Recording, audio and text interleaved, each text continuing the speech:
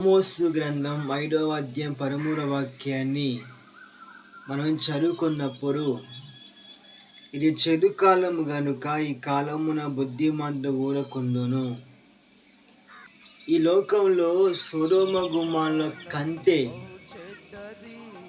నోవాహు తరంలో ప్రజలు ఏ విధంగా అయితే తినుచు త్రాగుచు పెందుకి ఇవ్వబడుచున్నట్లుగా ఈ రోజులో ఉంది.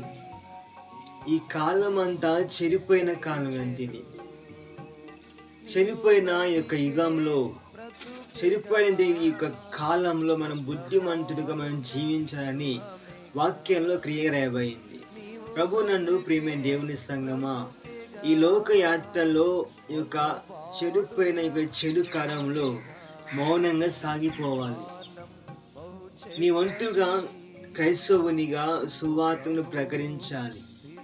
సువార్తను ప్రకటించుకునే శ్రమని అపోస్తలుడైన పౌలుగా చెప్తున్న మాట.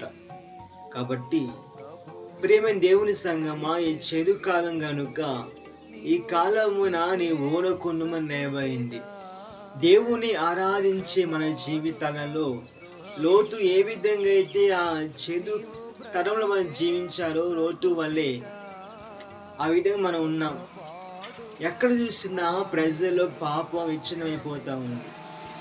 నీళ్ళు వల్లే మేలిమి సాస్య ఉన్నత దర్శనం మోకాళ్ళ ప్రార్థన కలిగి ఉంటే అర్థం వేసిన ఆస్తి మనకు లేదు.